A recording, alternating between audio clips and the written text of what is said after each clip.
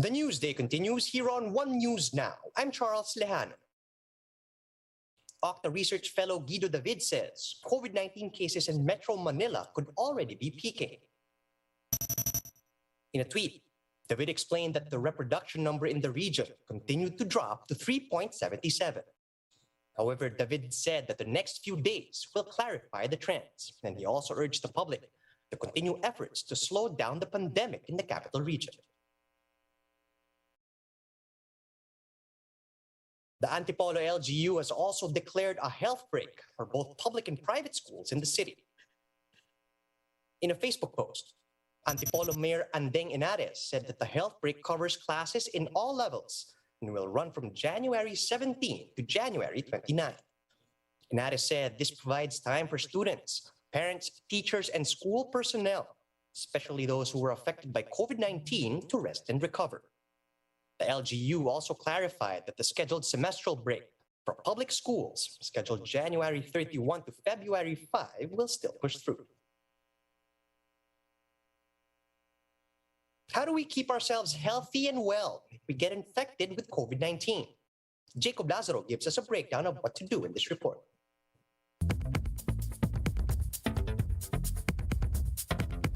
I'm now in my 7th day of isolation with only slight coughs. Thankfully, I'm fully vaccinated, which means my case will most likely stay mild and can be treated at home.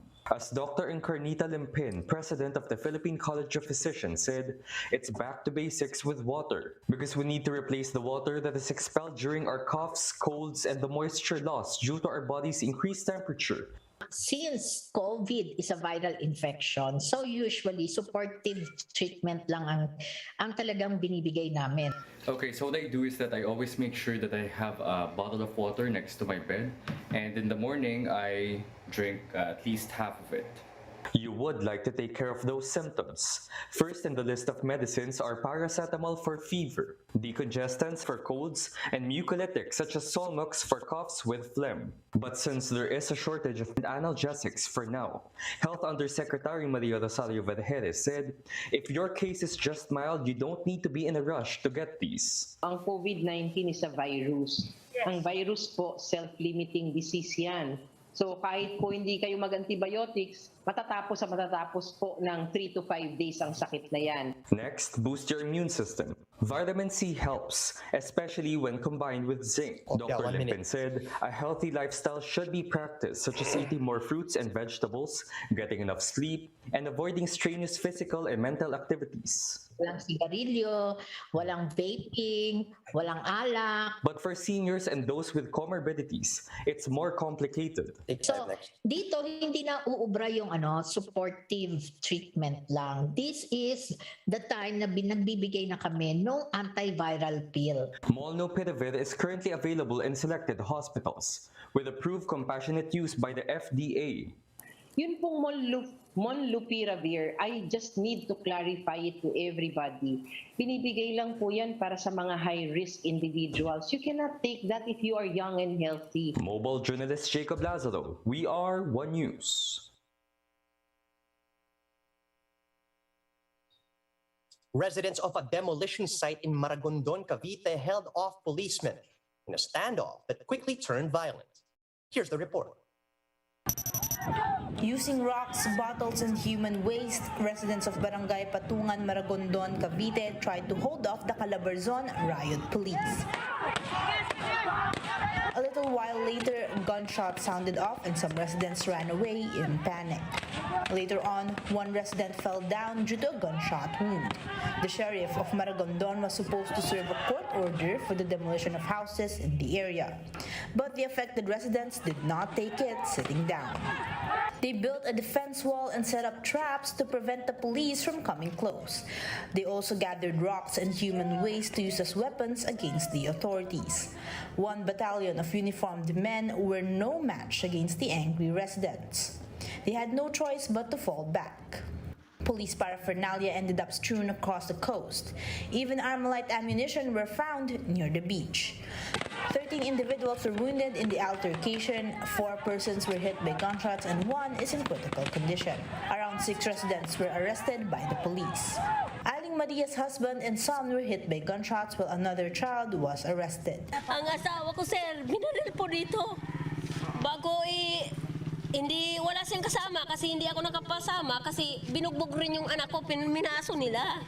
Bago sinuntok pa dito, bago yung buntis, sinuntok rin dito. Yung magdidimules.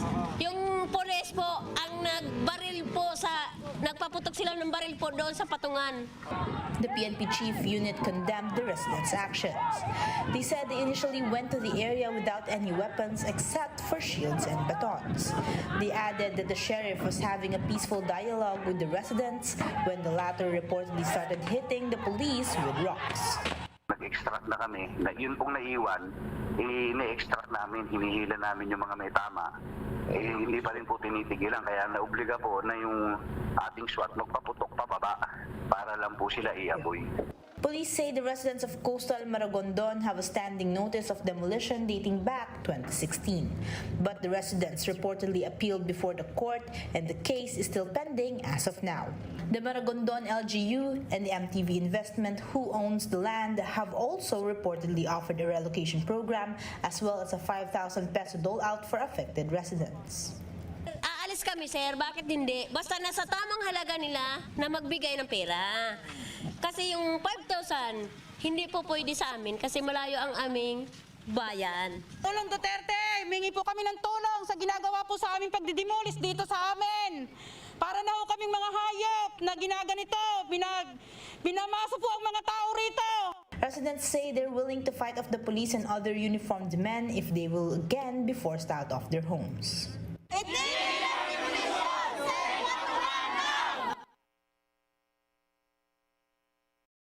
Heads up motorists, expect heavy traffic in parts of Rojas Boulevard as authorities start repair works in the area. More details in this report from Gerard de la Peña. Traffic has started to build up in this part of Rojas Boulevard as repairs have begun in the last couple of weeks. But starting tomorrow, traffic may worsen as authorities need to totally close off the southbound lane of Rojas Boulevard between the corner of Hilpuyat Avenue and EDSA. This will be done to make way for the repair of the box culvert found underneath the road. The box culvert, which is the size of 2 dump trucks, serves as the passageway of water pumped out of Pasay going to the Manila Bay. It was constructed in the 1970s and has become brittle and in great need of repair. Kung hindi natin magawa ngayon, mas lalala pa kung ipagpapaliban pa natin. This is the right time na talagang gawin na natin ito.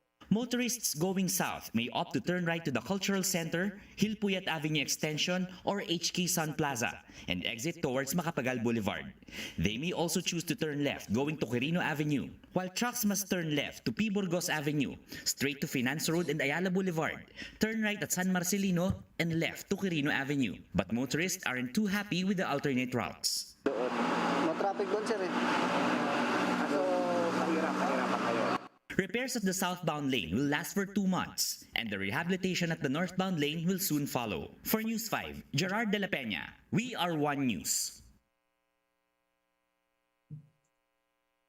Time now for a quick look at some of today's headlines.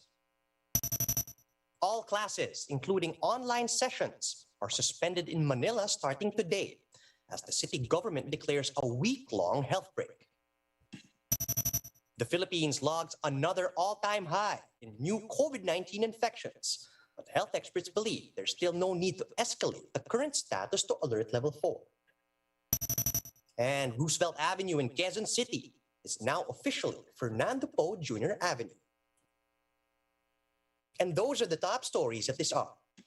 Join us again later at 2 p.m. as we continue to monitor the day's biggest stories.